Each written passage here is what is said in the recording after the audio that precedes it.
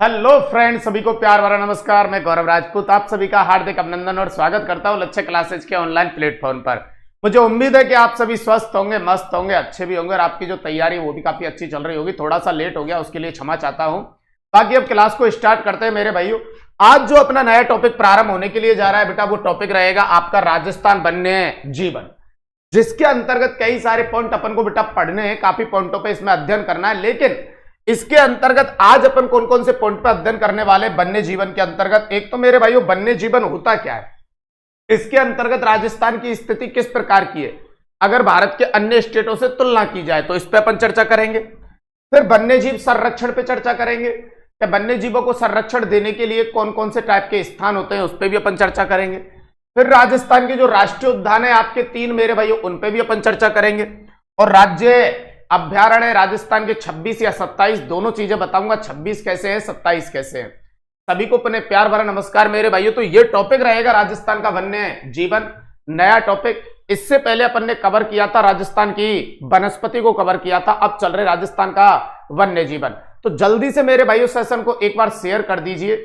हर हर महादेव, सभी को प्यार भरा पुनः नमस्कार। राधे कृष्णा बेटा, एक बार सेशन को शेयर कर दीजिए जिससे और भी बच्चे जुड़ सके मेरे भाइयों।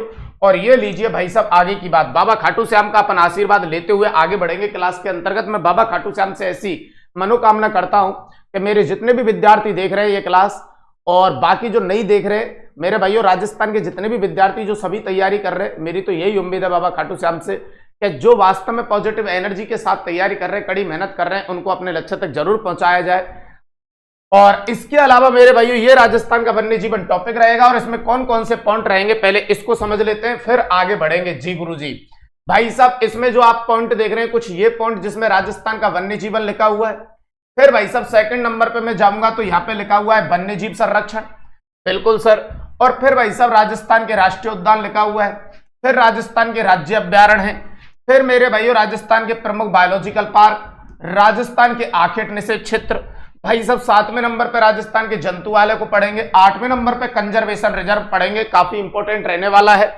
9 नंबर पे राजस्थान की बाघ परियोजना, इंपॉर्टेंट पॉइंट।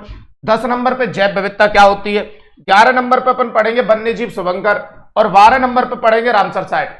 इसके अलावा भी इसमें कुछ 1-2 पॉइंट और पढ़ेंगे। राज्य पक्षी अपना राज्य पशु है, कुछ वनस्पति प्रेमी है जिसमें आप कैलाश साखला का नाम सुनते हो, डॉक्टर सलीम अली का नाम सुनते हो। तो ये इस सीधी सी बात मैं कहूं, इस टॉपिक के अंतर्गत लगभग 15 से 16 पॉइंट आपके बनने हैं। और भाई साहब बहुत अच्छे तरीके से इसे कवर करेंगे क्योंकि इसमें से भी आपके परीक्षा के अंतर्गत 1 या 2 क्वेश्चन बेटा हमेशा आता है। तो मेरे भाइयों चलते हैं अपन सबसे फर्स्ट पॉइंट पे, और फर्स्ट पॉइंट है राजस्थान का वन्य जीवन। और राजस्थान का जो वन्य जीवन है इसके बारे में मैं बताता हूं, बाद में इस थ्योरेटिकल मैटर पे अपन बात करेंगे। अगर राजस्थान के वन्य जीवन की बात की जाए तो मेरे भाइयों भारत के अंतर्गत राजस्थान का वन्य जीवन के अंतर्गत काफी महत्वपूर्ण स्थान आता है। अगर ऑल ओवर इंडिया को देखें तो असम के बाद अपना दूसरा स्थान आता है बेटा। इसका मतलब असम के बाद अगर वन्य जीव और जीव जंतुओं की बात की जाए मेरे भाइयों तो सबसे ज्यादा असम में पाए जाते हैं भारत के अंतर्गत, उसके बाद अगर पाए जाते तो वो हमारे राजस्थान में। इसीलिए प्राचीन समय में जब राजा महाराजा शिकार किया करते थे तो दूसरी जगह से हमारे राजस्थान में आके शिकार किया करते थे। इसीलिए राजस्थान को बेटा पहले शिकारियों का स्वर्ग कहते थे। क्या कहते थे? शिकारियों का स्वर्ग कहा जाता था। लेकिन धीरे धीरे बढ़ती पब्लिक, धीरे धीरे बढ़ता औद्योगिकरण, धीरे धीरे बढ़ा नगरीयकरण और लगातार हो रही स्थानांतरित कृषि की वजह से जब से ये पेड़ों की धुआंधार कटाई होना प्रारंभ हुआ है, तब से हमारे यहाँ पे जीव जंतुओं की संख्या क्या होने लगी है? कम होने लगी है। तो इसमें 2 बातें आपको इंपॉर्टेंट रूप में ध्यान रखनी है। एक तो ये कि असम के बाद राजस्थान के अंतर्गत वन्य जीव दूसरे नंबर पर सर्वाधिक पाए जाते हैं, और प्राचीन समय के अंतर्गत राजस्थान को शिकारियों का क्या कहा करते थे? स्वर्ग कहा करते थे। ये 2-3 बातें आपको ध्यान रखनी है। अब सुनिए आराम से। वन्य जीवों की दृष्टि से राजस्थान का भारत में महत्वपूर्ण स्थान आता है, ठीक है। और वो कौन सा आता है? तो वन्य जीवों में भारत में असम के बाद राजस्थान का कौन सा स्थान आता है? तो ध्यान देंगे बेटा, असम के बाद राजस्थान का कौन सा स्थान आता है? दूसरा स्थान आता है। और प्राचीन समय में राजस्थान को बेटा, प्राचीन समय में राजस्थान को शिकारियों का क्या कहा जाता था? स्वर्ग कहा जाता था, बिल्कुल सर। और स्वतंत्रता के बाद वनों की अनियंत्रित कटाई के कारण उनकी वन्य जीवों की संख्या में क्या हुई है? कमी हुई है। यहां से 2 बातें आप ध्यान रखेंगे बेटा। एक तो ये वाली इंपॉर्टेंट बात कि वन्य जीवों में भारत में असम के बाद राजस्थान का कौन सा स्थान आता है, दूसरा। और दूसरी इंपॉर्टेंट बात ये ध्यान रखेंगे आप कि प्राचीन समय में राजस्थान को शिकारियों का क्या कहते थे, स्वर्ग कहा करते थे। लेकिन धुआंधार हो रही वनों की कटाई, आपकी स्थानांतरित कृषि, लगातार बढ़ रहा औद्योगिकरण, लगातार बढ़ रहा नगरीकरण, इसने लगातार वन्य जीवों की संख्या पर खतरा मंडरा रहा है मेरे भाइयों। लगातार क्या होते जा रहे, कम होते जा रहे। सेकंड जो पॉइंट है हमारे पास वो है वन्य जीवों को संरक्षण प्रदान करने हेतु स्थान। बेटा इसमें दो टाइप के स्थान होते हैं, एक स्वह स्थाने और एक होते हैं बहिर स्थाने।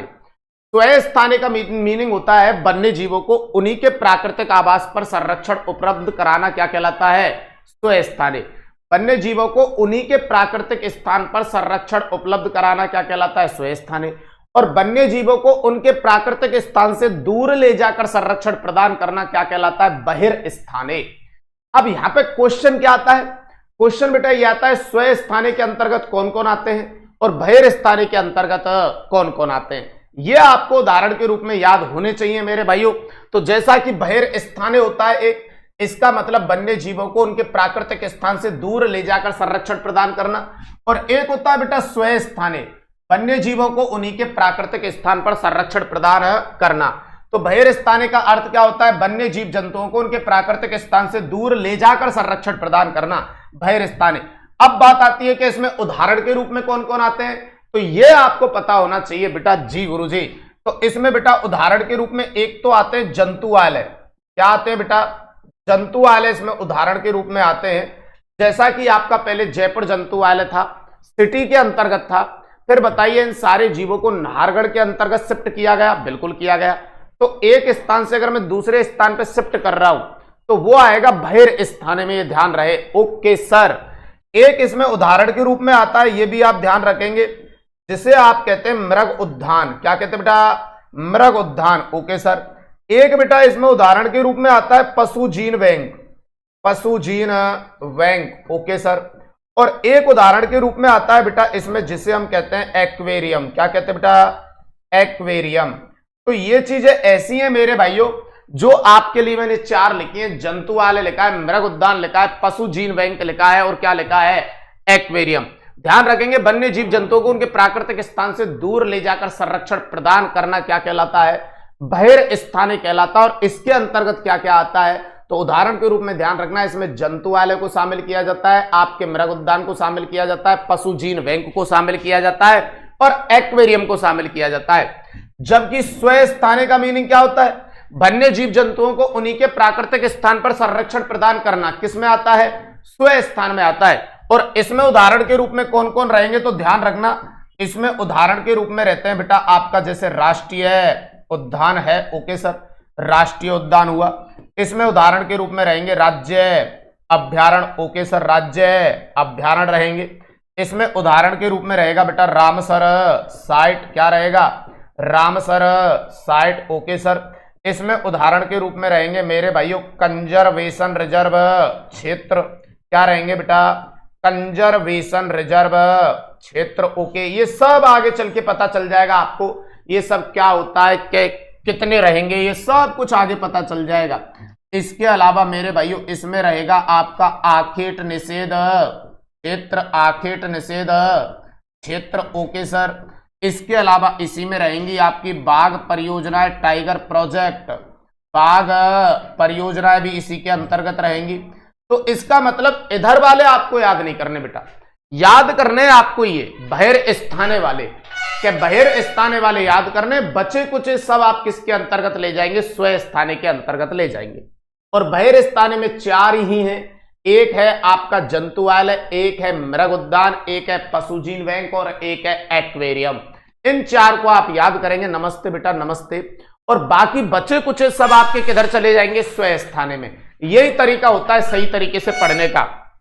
जब मैं किसी जगह दो सारणी बनाऊं तो उसमें से एक सारणी को आप कंप्लीट रूप में याद करेंगे, दूसरी को बेटा अच्छे स्टूडेंट होंगे तो आप स्किप करेंगे, उसे छोड़ देंगे। एक को कंप्लीट याद करना है, दूसरी अपने आप याद हो जाएगी। तो आप बहिर स्थाने को याद करेंगे कि इसमें चार उदाहरण लिए जाते हैं, आपका जंतुआलय, मृग उद्यान, पशु जीन बैंक और एक्वेरियम। अब मेरे को सबसे पहले ये बताएं आप कि वन्य जीवों को संरक्षण प्रदान करने हेतु जो दो टाइप के स्थान होते हैं, बहिर स्थानीय और स्व स्थानीय, ये दोनों समझ में आए या नहीं आए? जल्दी से एक बार कमेंट करके बताओ। प्रणाम भाई साहब, प्रणाम सभी के लिए, प्रणाम। जल्दी से एक बार कमेंट करके बताओ कि यहां तक की बात आपको बहिर स्थानीय और स्व स्थानीय क्लियर हो गई ना? चलिए फिर अपन आगे बढ़ेंगे बेटा अगले पॉइंट के साथ। ओके ठीक है, और इसमें सिर्फ अपन को क्या ध्यान रखना है, फिर कह रहा हूं भाई साहब वापस आपसे बहिर स्थानीय को कवर करना है, ठीक है? Okay done. चलिए अब आते हैं बेटा आगे, राजस्थान की अब बात करते हैं राष्ट्रीय उद्यान। तो सबसे पहले तो मेरे भाइयों इस राष्ट्रीय उद्यान का मीनिंग क्या होता है? आधे बच्चे कंफ्यूज होते हैं राष्ट्रीय उद्यान और राज्य अभ्यारण्य में अंतर क्या होता है, तो वो मैं आपको बता देता हूं बेटा। राष्ट्रीय उद्यान का मीनिंग रहेगा मेरे भाइयों, जो राष्ट्रीय उद्यान होते हैं इनका मीनिंग है ये आपके कौन सी सरकार के द्वारा, तो ध्यान रखना केंद्र सरकार द्वारा संचालित होते हैं। जो राष्ट्रीय उद्यान होते हैं ये किसके द्वारा संचालित होते हैं? केंद्र सरकार द्वारा संचालित होते हैं। इसका मतलब राष्ट्रीय उद्यान का जो रखरखाव किया जाता है वो केंद्र सरकार के द्वारा किया जाता है। दूसरी बात यहां पे ये ध्यान रखेंगे, मानवीय क्रियाकलापों पर पूर्णतः प्रतिबंधित होता है। यहां पे जैसे आप पशु चराना, लकड़ी काटना और आखेट, ये तीनों ही चीजें पूर्णतः क्या होती हैं? प्रतिबंधित होती हैं। उसे क्या कहा जाता है? राष्ट्रीय उद्यान। तो ये भी ध्यान रखेंगे भाई साहब, मानवीय क्रियाकलाप प्रतिबंधित होते हैं इसमें, मानवीय क्रियाकलाप। ओके सर, ध्यान रखेंगे पूर्णतः क्या होते हैं सर? प्रतिबंध। पूर्णतः प्रतिबंध, मानवीय क्रियाकलापों पर भाई साहब पूर्णतः क्या लगा रहता है? प्रतिबंध। तो राजस्थान के अंतर्गत आपके राष्ट्रीय उद्यान कितने हैं जिनको सेंट्रल गवर्नमेंट ने राष्ट्रीय उद्यान का दर्जा दिया है? तो सर एक तो है हमारे पास रणथंभौर राष्ट्रीय उद्यान, एक हमारा है बेटा केवलादेव राष्ट्रीय उद्यान। ओके सर, और एक है बेटा अपने पास जिसे आप कहेंगे मुकुंदरा हिल्स राष्ट्रीय उद्यान। तो कल को आपसे यह पूछा जाए राजस्थान में राष्ट्रीय उद्यानों की संख्या कितनी है, तो वह आपके अभ्यारण्य जो पहले कभी अभ्यारण्य थे, ये वह अभ्यारण्य जिनको सेंट्रल गवर्नमेंट ने राष्ट्रीय उद्यान का दर्जा दिया हुआ है हमारे यहां ओनली 4, वो 3 ही है। ये ध्यान रहे आपको, एक है रणथंभौर, एक है केवलादेव और एक है मुकुंदरा हिल्स। ये ध्यान रहे बेटा, ओनली 4 कितने हैं? 3। हमने कुछ 2 हमारे राज्य अभ्यारण्य हैं जिसमें एक अलवर का सरिस्का है और एक आपके जैसलमेर बाड़मेर में राष्ट्रीय मरु उद्यान है। इन दोनों की हमने पर्ची पहुंचा रखी है सेंट्रल गवर्नमेंट के लिए कि भाई इनको भी क्या बना दीजिए आप? राष्ट्रीय उद्यान। लेकिन अब वो कब बनाएंगे राष्ट्रीय उद्यान, ये उसके अंडर में आता है। तो अभी हमारे राजस्थान में ध्यान रखना सिर्फ कितने राष्ट्रीय उद्यान है बेटा? 3 ही राष्ट्रीय उद्यान है, रणथंभौर, केवलादेव और मुकुंदरा हिल्स। अब सबसे पहली बात, इनकी स्थिति कहां पे है?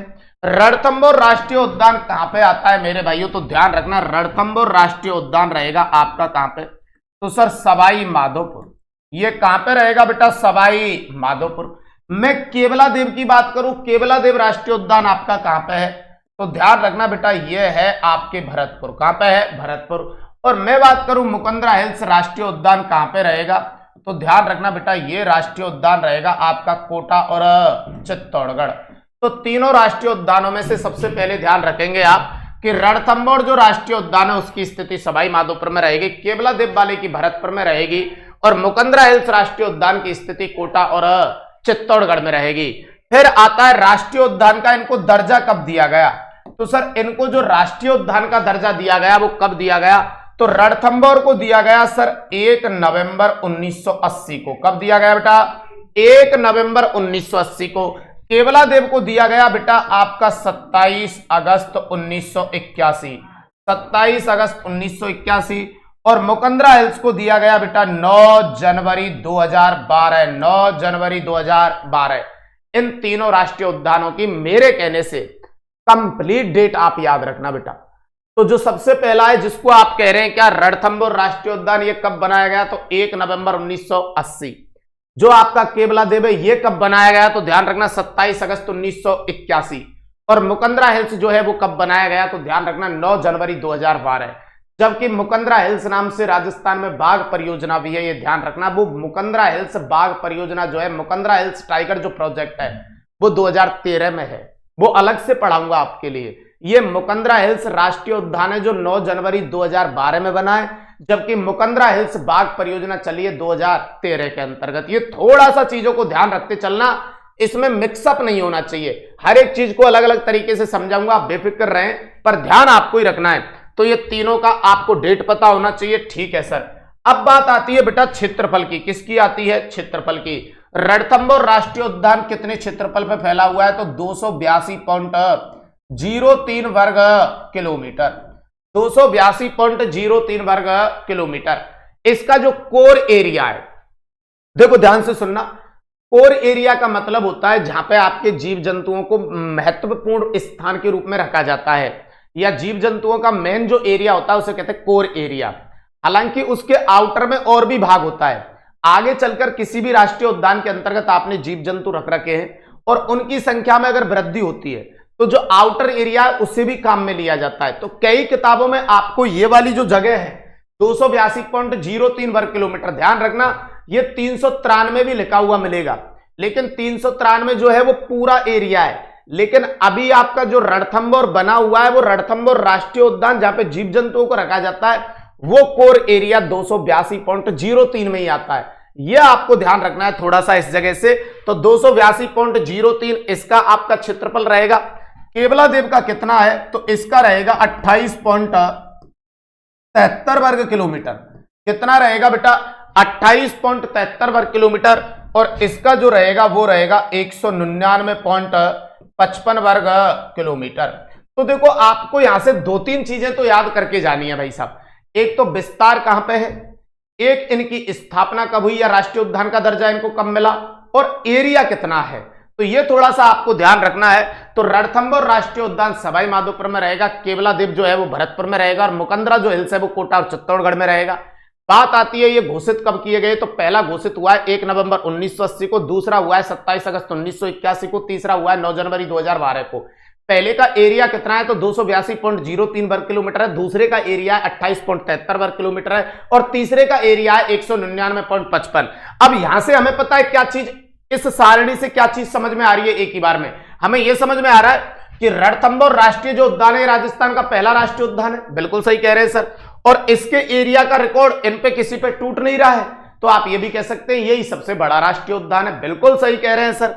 केवलादेव राष्ट्रीय उद्यान के बारे में हमें क्या समझ में आ रहा है कि ये राजस्थान का दूसरा राष्ट्रीय उद्यान, और एरिया को देख के हमें यह समझ में आ रहा है कि इससे छोटा राष्ट्रीय उद्यान राजस्थान में कोई नहीं है, तो यह राजस्थान का सबसे छोटा राष्ट्रीय उद्यान है। बात तो सही कह रहे हैं सर। मुकंदरा हिल्स राष्ट्रीय उद्यान को देखकर आपको क्या सोच रहे हैं? मुकंदरा हिल्स के बाद कोई आपका राष्ट्रीय उद्यान बना नहीं है, तो आप कहेंगे यह राजस्थान का सबसे नवीनतम राष्ट्रीय उद्यान है, और इसका जो एरिया है उसे देख के आप कहेंगे राजस्थान का दूसरा बड़ा या दूसरा सबसे छोटा राष्ट्रीय उद्यान है। तो ये जो तीन चीजें बताई है ना, इससे ये दो चीजें तो हर एक राष्ट्रीय उद्यान के बारे में हर बच्चा निकाल सकता है। जैसे इसके बारे में भाई साहब ये प्रथम और सबसे बड़ा है, ये दूसरा और सबसे छोटा है, ये भाई साहब सबसे नवीनतम और दूसरा बड़ा या दूसरा छोटा है। बोलो बात समझ में आई? अब इनमें से एक एक राष्ट्रीय उद्यान को अपन उठाएंगे। तो सबसे पहले किसको कवर करने के लिए जा रहे? रणथंभौर राष्ट्रीय उद्यान। आराम से मैप देखिए पहले भाई साहब, इमेज देखिए भाई साहब। अगर आप घूम के आए तो गजब की जगह है मेरे भाइयों। तो रणथंभौर राष्ट्रीय उद्यान के बारे में आप देखिए, ये लिख रहा आपका गेट का मेन द्वार है रणथंभौर नेशनल पार्क। अब सुनिए भाई साहब, इसके बारे में आपके लिए क्या क्या बातें बताता हूं, इंपॉर्टेंट ध्यान रखना। रणथंभौर में आपने क्या देखा? आपने कहा राजस्थान का प्रथम है। बिल्कुल सही कहा सर आपने। ऐसे कहा था ना कि राजस्थान का ये प्रथम है, बिल्कुल कहा था सर हमने। आपने ये भी कहा कि भाई साहब ये राजस्थान का प्रथम भी है और ये राजस्थान का सबसे बड़ा भी है, बिल्कुल कहा था सर हमने। ये राजस्थान का प्रथम भी है और ये राजस्थान का सबसे बड़ा राष्ट्रीय उद्यान भी है, बिल्कुल सही कह रहे हैं सर। ये हमारा प्रथम था और यही सबसे बड़ा राष्ट्रीय उद्यान था। अब ध्यान देना बेटा, ये राजस्थान का प्रथम और सबसे बड़ा है, तो इसी से लिंक करेंगे अगली बात। ये राजस्थान का प्रथम राष्ट्रीय उद्यान और यहीं चलिए राजस्थान की प्रथम बाघ परियोजना। ध्यान रखना, इसी के अंतर्गत आपके चलाई गई राजस्थान की प्रथम बाघ परियोजना। तो इसी में चलिए राजस्थान की प्रथम बाघ परियोजना। हालांकि मैं बाघ परियोजना वाला पॉइंट बिल्कुल स्पेशल पढ़ाऊंगा आपके लिए, बेफिक्र रहें। लेकिन जहां जहां पे ये चीजें आएंगी तब तक अपन पॉइंट तक पहुंचेंगे, तब तक शायद हो सकता है पांचों बाघ परियोजना को अपन वैसे ही याद रख ले, लेकिन उनके जिले और उनका विस्तार थोड़ा अलग रहेगा, तो वो अलग से ही अपन पढ़ने वाले हैं। तो यहाँ पे राजस्थान की प्रथम बाघ परियोजना, ये राजस्थान का प्रथम राष्ट्रीय उद्यान, ये राजस्थान का सबसे बड़ा, और यहीं पे चली राजस्थान की प्रथम बाघ परियोजना। अब बेटा एक बात बताओ, जब बाघ आ गया तो बाघिन तो आएगी, बात तो सही कह रहे हैं सर। तो भाई साहब बाघ के बाद बाघिन तो आएगी, तो ये राष्ट्रीय उद्यान ध्यान रखना भाई साहब, मछली बाघिन। किसके लिए? मछली बाघिन, जिसको आप T16 भी कहते हैं। ये राष्ट्रीय उद्यान मछली बाघिन T16। इसके अलावा उसको भाई साहब क्रोकोडाइल किलर भी कहते हैं। अच्छा सर, हाँ, उसी को भाई साहब ध्यान रखना लेडी ऑफ लेक भी कहा जाता है। लेडी ऑफ लेक के लिए क्या रही है? प्रसिद्ध रहा है। तो मेरे भाइयों, जो ये राष्ट्रीय उद्यान है, ये आपका मछली बाघिन, जिसको T16 भी कहते हैं, क्रोकोडाइल किलर भी कहते हैं और लेडी ऑफ लेक भी कहा जाता है, उसके लिए क्या रहा है? प्रसिद्ध रहा है मेरे भाइयों। यहां पे ये मछली बाघिन के लिए प्रसिद्ध रहा है। लेकिन मेरे भाइयों ध्यान, क्रोकोडाइल किलर क्यों कहते हैं? बेटा इसकी अगर आपने वीडियो देखी हो तो मेरे भाइयों पानी पीने के लिए गई थी छोटे से जलाशय में, और उसके अंतर्गत मगरमच्छ था, और पानी में मगरमच्छ के रहते हुए उसी पानी में वध करना अपने आप में बड़ी बात है, क्योंकि पानी के अंतर्गत सबसे ताकतवर जीव जो माना जाता है वो मगरमच्छ को माना जाता है। और इसकी ये वीडियो काफी वायरल भी हुई थी, इसलिए इसे कहते हैं क्रोकोडाइल किलर। और जब इनको लाया जाता है तो ये संख्या दी जाती है, इसलिए इसे बोलते हैं T16।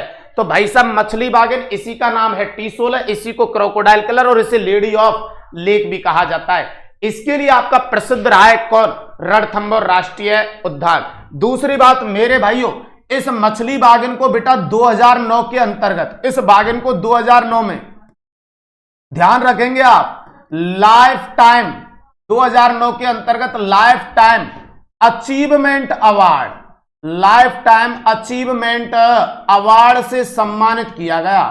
भाई साहब life time achievement award award से सम्मानित किया गया भाई साहब। और कहां पे किया गया? तो भाई साहब दिल्ली के अंतर्गत किया गया। कहां पे? दिल्ली। उस घटना की वजह से मेरे भाइयों इसे 2009 में मछली बाघिन को दिल्ली के अंतर्गत लाइफ टाइम अचीवमेंट अवार्ड से सम्मानित किया गया। भाई साहब ये नहीं सोचें आप कि भाई साहब स्टेज पे बुलाई थी कि आइए मछली बाघिन जी और ये लीजिए आपका सम्मान। भाई साहब सम्मान देने वाला कहां जाता? स्टेज पे नहीं बुलाइए भाई साहब, कहीं ज्यादा दिमाग लगा रहे हो। भाई साहब उसके नाम से ये सम्मान संबोधित किया गया था। ओके सर, तो देखो क्या समझ में आया? ये राजस्थान का प्रथम राष्ट्रीय उद्यान है, ये सबसे बड़ा है। अब प्रथम ही यहां पे क्या चली है? बाघ परियोजना, और बाघ आ गया तो बाघिन तो आएगी। तो कौन सी बाघिन के लिए प्रसिद्ध रहा है? मछली बाघिन या T16 या क्रोकोडाइल किलर या लेडी ऑफ लेक के लिए प्रसिद्ध रहा है। बिल्कुल 2009 में इस मछली बाघिन को मेरे भाइयों दिल्ली के अंतर्गत लाइफ टाइम अचीवमेंट अवार्ड से क्या किया गया? सम्मानित किया गया है। अगली बात मेरे भाइयों आपको बड़े दुख के साथ सूचित किया जाता है कि 2016 में भाई साहब इसकी क्या हो चुकी है? मृत्यु हो चुकी है। तो भाई साहब आपके 2016 में ये भी आपको ध्यान रखना है जी गुरुजी। भाई साहब मछली बाघिन की क्या हो चुकी है? मृत्यु। मछली बाघिन की मृत्यु। तो 2016 के अंतर्गत मेरे भाइयों मछली बाघिन की क्या हो जाती है? मृत्यु हो जाती है। फिर क्या होता है सर? चलो एक स्टेप में तो आप ये याद रखेंगे, बिल्कुल रखेंगे जी सर, याद रखेंगे। अब दूसरे स्टेप में क्या लेके आता हूं, आइए। भाई साहब 2008 के अंतर्गत 2008 में इस रणथंभौर राष्ट्रीय उद्यान से ध्यान रखेंगे आप, 2008 में इस रणथंभौर राष्ट्रीय उद्यान से सुल्तान नामक बाघ और मेरे भाइयों बबली नामक बाघिन, सुल्तान नामक बाघ और बबली नामक बाघिन को भाई साहब इन दोनों को, बबली नामक बाघिन को पता है हेलीकॉप्टर की सहायता से, जी गुरुजी, भाई साहब हेलीकॉप्टर की सहायता से, और पता है आपको कहां छोड़ा गया था? अगर नहीं पता तो याद रख लेना, सहायता से भाई साहब अलवर के सरिस्का अभ्यारण्य में लेके गए। अलवर के कहां लेके गए बेटा? सरिस्का अभ्यारण्य में छोड़ा गया। अलवर के सरिस्का अभ्यारण्य में छोड़ा गया। तो भाई साहब 2008 के अंतर्गत रणथंभौर राष्ट्रीय उद्यान में क्या गजब की बात आई है? 2008 के अंतर्गत क्या हुआ है? आपके सुल्तान नामक बाघ और बबली नामक बाघ इनको हेलीकॉप्टर की सहायता से पहले इंजेक्शन देके गैरोस किया गया और उसके बाद हेलीकॉप्टर में रखा गया इन दोनों को, और उसके बाद मेरे भाइयों सरिस्का अभ्यारण्य के अंतर्गत इनको छोड़ा गया। 2008 की यह घटना ध्यान रखेंगे। सुल्तान नामक कौन है सर? बाघ है। और बबली नामक कौन है? बाघिन है। इन दोनों को हेलीकॉप्टर की सहायता से अलवर के सरिस्का अभ्यारण्य में छोड़ा गया। डन है मामला? बिल्कुल डन है सर। अब अगली बात आपको क्या ध्यान रखनी है? भाई साहब इसमें इतने ज्यादा बाघ पाए जाते, इतने ज्यादा बाघ पाए जाते रणथंभौर में, ध्यान रखना है इसीलिए भाई साहब इस अभ्यारण्य को, सॉरी, राष्ट्रीय उद्यान को भारतीय बाघों का क्या कहते हैं बेटा, भारतीय बाघों का घर कहा जाता है। इसीलिए इसको बेटा भारतीय बाघों का अपन क्या कहते हैं सर, घर कहा जाता है। किसको? रणथंभौर राष्ट्रीय उद्यान को। Okay sir. दूसरी बात ये ध्यान रखेंगे, रणथंभौर जो राष्ट्रीय उद्यान है, जी गुरुजी बताइए। तो एक बात आपको ये भी ध्यान रखनी है सर, आप तो बताइए बस गुरुजी।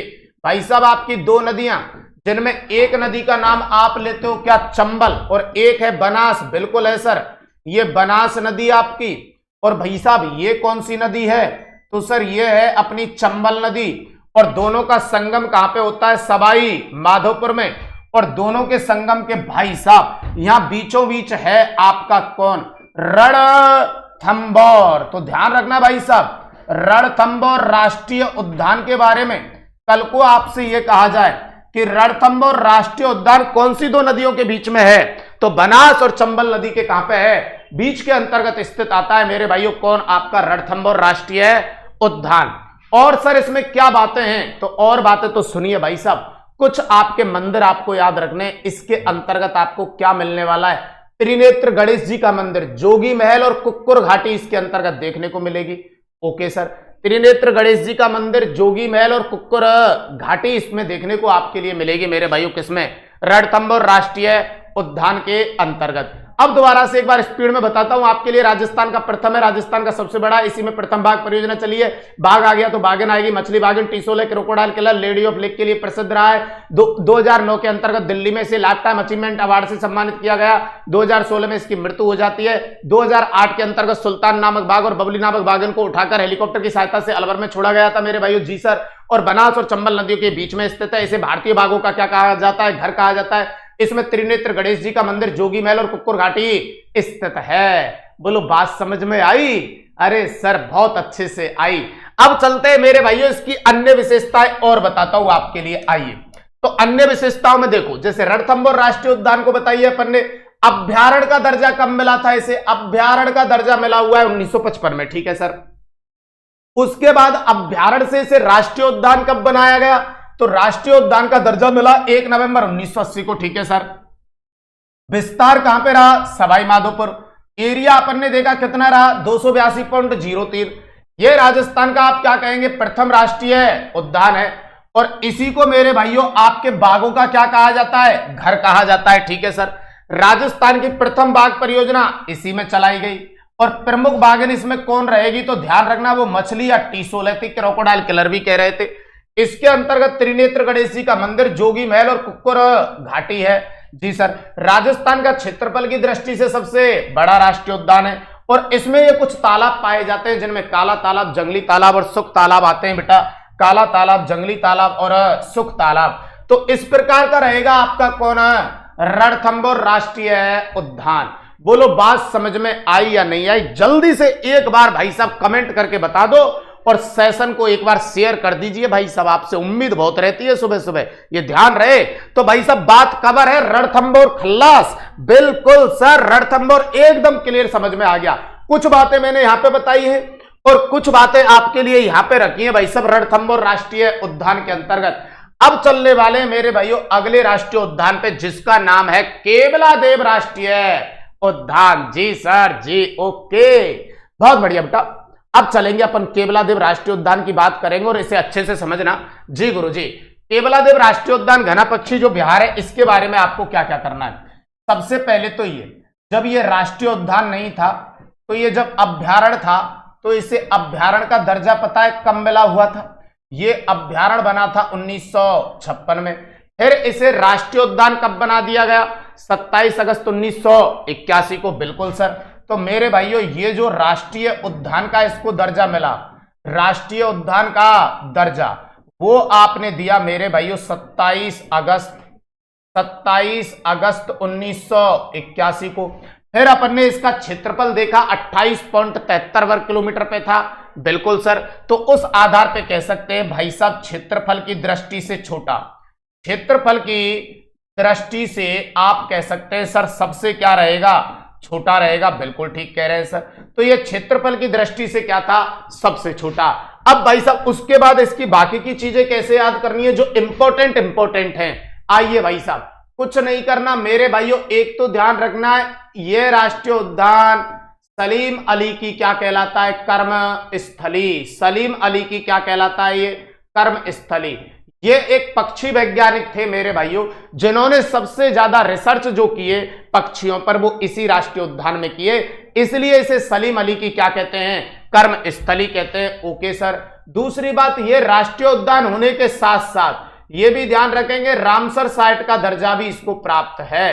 रामसर साइट का दर्जा भी इस राष्ट्रीय उद्यान को प्राप्त है। कब मिला सर, 1981 के अंतर्गत इसे राष्ट्रीय उद्यान के साथ साथ क्या बनाया हुआ है, रामसर साइट। Okay sir. तीसरी बात भाई साहब, ये जो है ये ध्यान रखना साइबेरियन क्रेन, साइबेरियन क्रेन के लिए प्रसिद्ध है। Okay sir. तो ये साइबेरियन क्रेन के लिए क्या है, प्रसिद्ध है। कल को पूछेगा ये जो आपका राष्ट्रीय उद्यान है वो किसके लिए प्रसिद्ध है, तो आप ध्यान रखेंगे ये साइबेरियन क्रेन के लिए प्रसिद्ध है। Okay sir.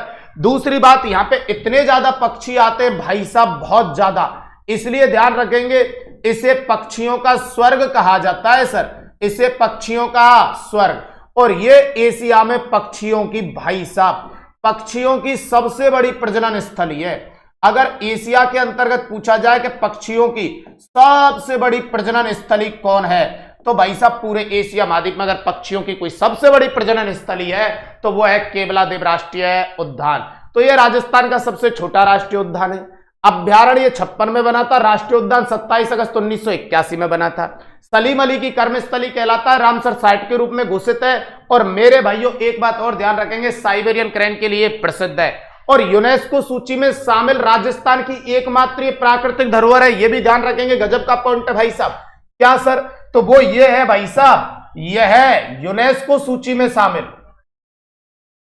यह है यूनेस्को सूची में शामिल, इसे तो मोस्ट मान लेना, यह है यूनेस्को सूची में शामिल।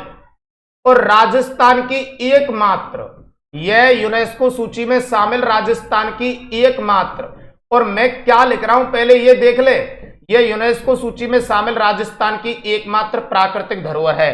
यूनेस्को सूची के अंतर्गत आपकी सांस्कृतिक धरोहर काफी सारी शामिल हैं। अमूर्त धरोहर के रूप में कालबेलिया नृत्य है, लेकिन प्राकृतिक धरोहर के रूप में केवल एक ही है, और वो कौन है, केवलादेव राष्ट्रीय उद्यान। तो ये यूनेस्को सूची में शामिल राजस्थान की एकमात्र प्राकृतिक धरोहर है, जिसे क्या कहते हैं आप, केवलादेव राष्ट्रीय उद्यान।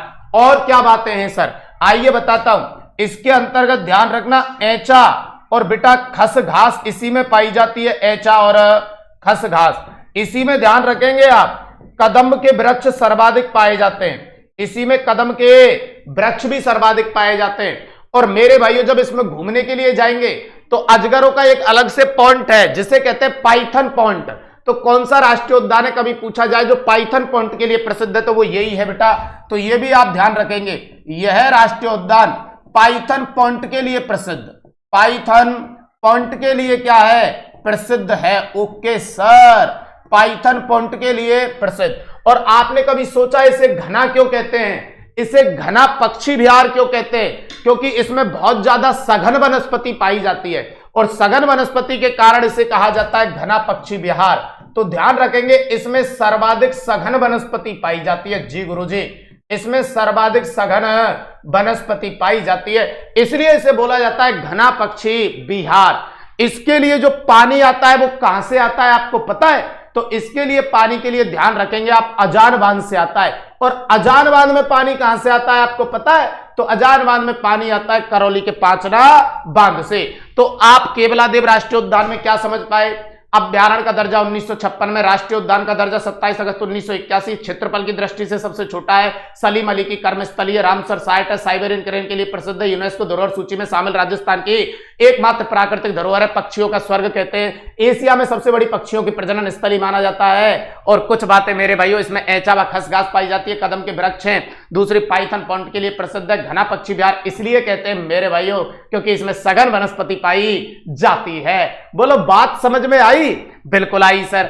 अब देखो इसकी डिटेल्स में लेके चलता हूं, आइए भाई साहब। इसे अभ्यारण्य का दर्जा कब दिया गया, 1956। राष्ट्रीय उद्यान कब बना, 27 अगस्त 1981 को। विस्तार कहां पे, भरतपुर में। क्षेत्रफल कितना, 28.73। भाई साहब दूसरी बात आपने क्या देखी, यूनेस्को धरोहर सूची में शामिल राज्य की एकमात्र प्राकृतिक धरोहर है। और कब शामिल किया गया है भाई साहब? 1985 में। जबकि राष्ट्रीय उद्यान कब बना है? ध्यान रखना 1981 में। और यूनेस्को सूची में शामिल कब है? 1985 में। रामसर साइट ये कब बना है? 1981 में। Okay sir. अगली बात, इस उद्यान को राजस्थान की प्रथम क्या माना जाता है? Ramsar site. और रामसर साइट कब बनाया गया? 1981 में। शीत ऋतु में मेरे भाइयों कौन से पक्षी के लिए प्रसिद्ध है? साइबेरियन क्रेन यहाँ पे आता है। इसे पक्षियों का क्या कहते हैं? स्वर्ग कहते हैं। रामसर सूची में क्या है? ये शामिल है। सलीम अली की क्या मानी जाती है? ये कर्मस्थली माना जाता है। दूसरी बात, आपसे ये पूछा जाए इसको पानी की पूर्ति कहां से होती है,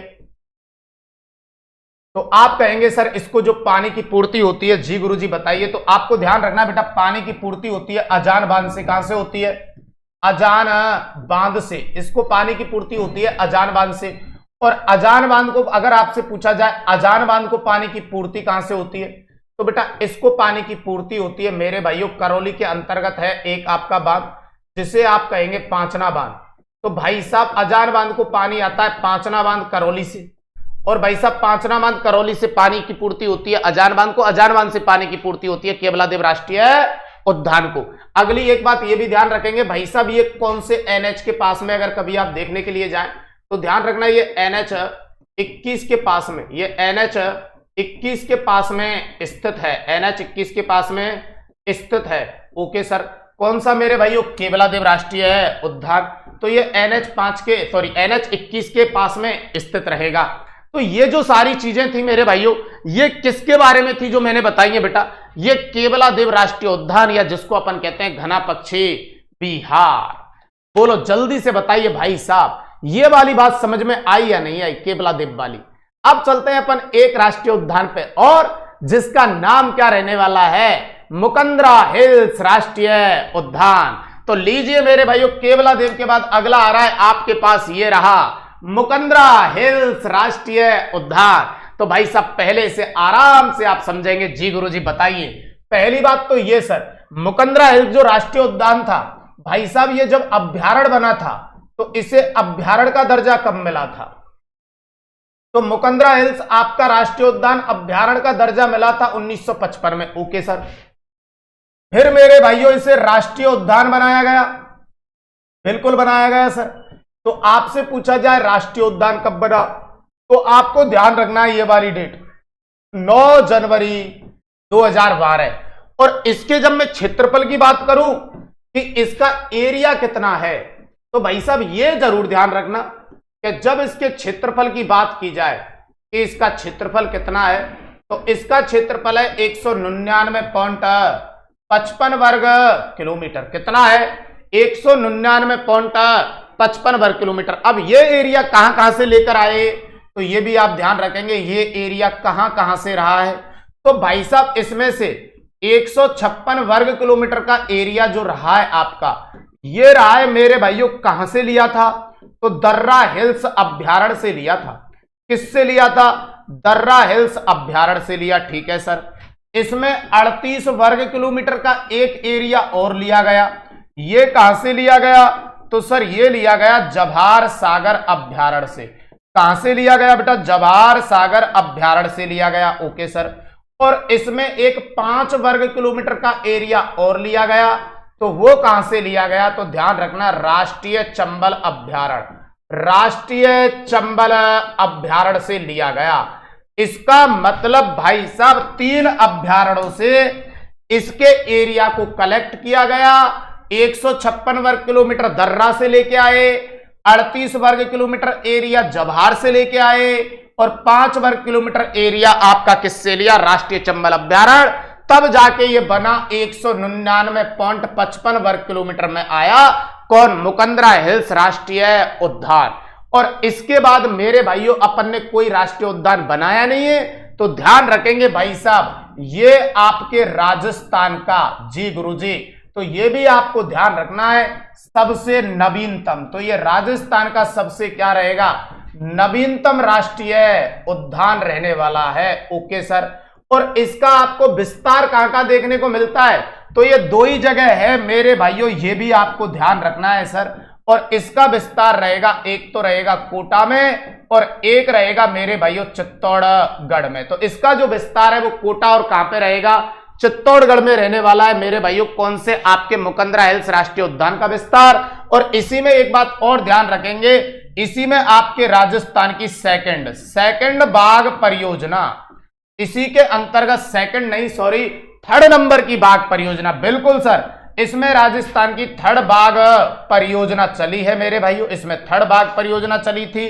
तो सर फर्स्ट किस में चली थी, आपको मालूम है फर्स्ट चली थी रणथंभौर में, सेकंड बाघ परियोजना चलाई गई थी सरिस्का में, और थर्ड बाघ परियोजना चली है आपके मुकंदरा हिल्स में। तो भाई साहब ये भी ध्यान रखेंगे, थर्ड बाघ परियोजना जो इसमें चलाई गई थी वो 2013 में चलाई गई, जबकि भाई साहब याद रखना राष्ट्रीय उद्यान कब बना है, 2012 में बना है, जबकि आपका टाइगर जो प्रोजेक्ट चला है वो कब चला है, तो भाई साहब ध्यान रखना 2013 के अंतर्गत चला है। समझ में आई बात। दूसरी बात इसमें एक ये भी ध्यान रखेंगे कि इस अभ्यारण्य के अंतर्गत बेटा अबली मीडी का महल, इस अभ्यारण्य के अंतर्गत मेरे भाइयों अबली मीडी का महल भी स्थित है इस आपके राष्ट्रीय उद्यान के अंतर्गत, सॉरी अभ्यारण्य बोला उसके लिए, ये इसी के अंतर्गत बेटा अबली मीडी का महल भी स्थित है। और ध्यान रखना ये जो अबली मीडी का महल है ये इसे बोलते हैं हाड़ौती का ताजमहल।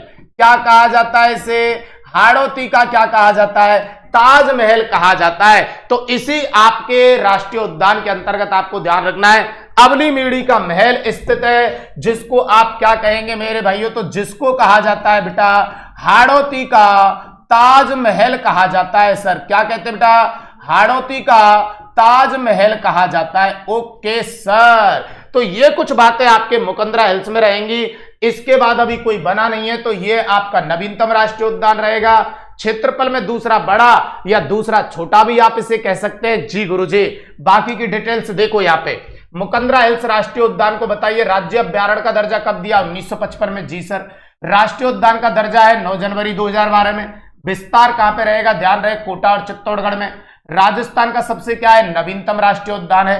राजस्थान का आप कह सकते हैं दूसरा सबसे बड़ा या दूसरा सबसे छोटा भी कह सकते हैं। Okay sir. और भाई साहब प्रसिद्ध किसके लिए है, तो ध्यान रखना ये प्रसिद्ध है गागरोनी तोतों के लिए एवं बाघों के लिए प्रसिद्ध है। कौन, मुकंदरा हिल्स राष्ट्रीय उद्यान। क्योंकि बाघों के लिए तो इसलिए प्रसिद्ध है क्योंकि राजस्थान की तीसरी बाघ परियोजना चली है, और गागरोनी तोतों के लिए इसलिए प्रसिद्ध है। अगर आप पीछे की तरफ जाएंगे तो देखो इसका सबसे बड़ा आप एरिया कहां से लेके आ रहे हैं, 156 वर्ग किलोमीटर का जो एरिया है वो दर्रा हिल्स से लेके आ रहे हैं। और दर्रा हिल्स जो अभ्यारण्य है इसका जो विस्तार है वो आपके कोटा और कहां पे है, झालावाड़ के अंतर्गत है। और ये जो विस्तार है दर्रा हिल्स का ये प्रसिद्ध है गागरोनी तोतों के लिए। तो इसके जब बड़े एरिया को आपने इसमें शामिल कर लिया तो बताइए इस राष्ट्रीय उद्यान में भी गागरोनी तोते होंगे क्या नहीं होंगे, बिल्कुल होंगे। तो इसलिए बेटा ये प्रसिद्ध रहेगा किसके लिए, गागरोनी तोतों के लिए। यहां थोड़ा सा मैं गागरोनी तोतों के बारे में आपको बता देता हूं, इनको थोड़ा सा ध्यान रखना। तो गागरोनी जो तोता की बात हो रही है ना बेटा, पहली बात तो ये इस राष्ट्रीय उद्यान के अंतर्गत ये काफी देखे जाते हैं। तो सबसे पहली बात तो ये इनका उपनाम क्या है, तो गागरोनी तोतों को ध्यान रखेंगे आप, इन्हें बेटा हीरामन तोता भी कहा जाता है, बिल्कुल कहा जाता है सर, हीरामन तोता भी कहते हैं। इन तोतों को मेरे भाइयों हिंदुओं का आकाश लोचन भी कहा जाता है, बिल्कुल कहा जाता है सर, इसे हिंदुओं का आकाश लोचन भी कहा जाता है। तो दो तो आप ये उपनाम ही याद रखेंगे। Okay sir. तीसरा मेरे भाइयों इसका वैज्ञानिक नाम क्या है, हीरामन तोता का या आपके गागरोनी तोते का, तो ध्यान रखना बेटा इसका वैज्ञानिक नाम है एलेक्जेंड्रिया पैराकीट। तो इसका वैज्ञानिक नाम क्या रहेगा, एलेक्जेंड्रिया पैराकीट। तो मुकंदरा हिल्स राष्ट्रीय उद्यान को अभ्यारण्य का दर्जा 55 में, राष्ट्रीय उद्यान 9 जनवरी 2012, स्थिति रहेगी कोटा चित्तौड़गढ़ में। नवीनतम राष्ट्रीय उद्यान, बड़ा राष्ट्रीय उद्यान है, गागरोनी तोतों और बाघों के लिए प्रसिद्ध। और राजस्थान की देखो ये आ गई तीसरी बाघ परियोजना चलाई गई, लेकिन इसमें कंफ्यूज मत होना 2013, जबकि राष्ट्रीय उद्यान बना है 2012 में। सागवान वनस्पति इसमें अधिक पाई जाती है। तो मुकंदरा हिल्स जो राष्ट्रीय उद्यान है ये लगभग आ गया राजस्थान के दक्षिणी पूर्वी भाग में। किधर आ गया, दक्षिणी पूर्वी भाग में, कोटा और चित्तौड़गढ़ में। जैसे यहां पे अगर मैं बात करूं, इस मैप को अगर मैं बनाऊं राजस्थान के को, अगर अपन राजस्थान का मैप बनाते हैं तो ये वाला जो राष्ट्रीय उद्यान आप पढ़ रहे हो वो यहां पे है। एक तो ये कोटा और ये आपका चित्तौड़गढ़ वाला एरिया, बिल्कुल सर, कोटा और चित्तौड़गढ़ वाला एरिया। ओके सर, कोटा और चित्तौड़गढ़ वाला एरिया। और जब आप इधर वाले एरिया में, मैंने आपको जब वेजिटेशन पढ़ाया था तो आपको याद होगा इधर वाले एरिया के अंतर्गत जो मैंने वेजिटेशन यहां पे पढ़ाया था, वनस्पति का जो टाइप पढ़ाया था, उन वनों को अपन ने कहा था उष्ण कटिबंधीय सागवान वन। अगर आप पीछे की साइड से रिवीजन करते हुए आ रहे हैं तो यहां पे जो वन पाए जाते हैं वो उष्ण कटिबंधीय सागवान वन, इसलिए यहां पे कहा गया कि सागवान वनस्पति इसमें अधिक पाई जाती है। तो पहले मेरे को एक बार ये बताएं कमेंट करके कि भाई साहब ये जो तीनों राष्ट्रीय उद्यान थे अच्छे तरीके से समझ में आ गए ना। सबसे पहले अपन ने किसको कवर किया, दोबारा से एक बार पूरा समझाता हूं। आज अपन वन्य जीवन पढ़ रहे थे, राजस्थान की जो स्थिति देखी वन्य जीवों के बारे में, वो असम के बाद हम दूसरे नंबर पे आते हैं। प्राचीन समय में जो शिकारी लोग थे वो हमारे यहाँ पे शिकार करने के लिए आते थे, इसलिए राजस्थान को शिकारियों का क्या कहते थे, स्वर्ग कहते थे। फिर वन्य जीवों को संरक्षण प्रदान करने हेतु स्थान देखे, जिनमें एक था बहिर्स्थाने, एक था स्वस्थाने। बहिर्स्थाने का मीनिंग होता है वन्य जीवों को उनके प्राकृतिक स्थान से दूर ले जाकर संरक्षण प्रदान करना बहिर्स्थाने, उन्हीं की जगह पे संरक्षण प्रदान करना स्वस्थाने। मैंने इसमें बहिर्स्थाने याद करने के लिए आपसे कहा था, और बहिर्स्थाने में आपने कौन कौन से याद किए, एक जंतुआलय, एक मृग उद्यान, एक पशु जीन बैंक और एक्वेरियम। ठीक है, बचे कुछ सब किस में चले जाएंगे, स्वस्थाने में चले जाएंगे। इसके बाद जैसे ही अपन आगे की ओर बढ़े तो मेरे भाइयों देखो अपन ने क्या देखा वो भी बता देता हूं आपके लिए। यहां तक देखने के बाद मेरे भाइयों जी अपन इन पॉइंटों पे चर्चा करने वाले थे। वन्य जीवन अपन ने कंप्लीट कर लिया था, ठीक है सर। इसके बाद अपन ने ये बहिर्स्थाने स्वस्थाने कंप्लीट किया। इसके बाद अपन आए थे राजस्थान के राष्ट्रीय उद्यान पर, और मैंने बताया था कि राष्ट्रीय उद्यान का जो दर्जा दिया जाता है वो सेंट्रल गवर्नमेंट के द्वारा दिया जाता है, ना कि राज्य गवर्नमेंट के द्वारा। तो भाई साहब अपने 3 राष्ट्रीय उद्यान है, जिनमें पहला रहेगा आपका कौन, रणथंभौर, दूसरा केवलादेव और तीसरा मुकंदरा हिल्स। तो यहां पे भाई साहब कुछ चीजें मैंने आपके स्थिति, क्षेत्रफल और इनको राष्ट्रीय उद्यान का दर्जा कब दिया वो बताया। फिर इसके बाद अपन गए थे सबसे पहले किस पे, रणथंभौर राष्ट्रीय उद्यान पे। यहां कुछ चीजें अपन ने देखी थी जी सर। इसके बाद अपन आए थे रणथंभौर राष्ट्रीय उद्यान की अन्य डिटेल देखी थी। इसके बाद बेटा अपन आए थे केवलादेव राष्ट्रीय उद्यान के अंतर्गत। केवलादेव राष्ट्रीय उद्यान के बारे में भी अपन ने काफी चीजें यहां पे पढ़ी थी, ओके सर। और इसके बाद मेरे भाइयों जो लास्ट अपन ने पढ़ा वो था मुकंदरा हिल्स राष्ट्रीय उद्यान। कौन सा था बेटा, मुकंदरा हिल्स राष्ट्रीय उद्यान। तो आज अपन ने 3 राष्ट्रीय उद्यान इसमें कवर कर लिए, कल पूरे के पूरे अभ्यारण्य अपन इसमें कवर करेंगे। तो मेरे भाइयों आज के लिए तो मैं इतना ही करता हूं। बाकी एक बात का ध्यान रहे मेरे भाइयों, आपके लक्ष्य परिवार के द्वारा जो आपके लिए चलाई जा रही है मेरे भाइयों क्या PYQ सीरीज, इसका आप जरूर फायदा उठाएं। नजदीकी बुक स्टोर से जाके इसे परचेज कर सकते हैं। इसमें विगत परीक्षाओं के दिए हुए सारे क्वेश्चन हैं विद सॉल्यूशन है, और बहुत जल्दी आपको मिलने वाली है कौन सी, राजस्थान का भूगोल PYQ बहुत जल्दी आने वाली है। काम लगभग दी एंड की तरफ पहुंच चुका है मेरे भाइयों। पहले आपको PYQ उपलब्ध करवाऊंगा, उसके बाद कंटेंट वाली उपलब्ध करवाऊंगा। आप बेफिक्र रहें, ज्योग्राफी के अंतर्गत आपके क्वेश्चनों की सही करने की क्षमता बहुत ज्यादा बढ़ जाएगी। तो आज के लिए इतना ही मेरे भाइयों, बाकी अपन मिलेंगे कल। तब तक के लिए धन्यवाद, थैंक यू, नमस्कार, जय माता दी, जय जवाहर, ऑल द बेस्ट, मस्त।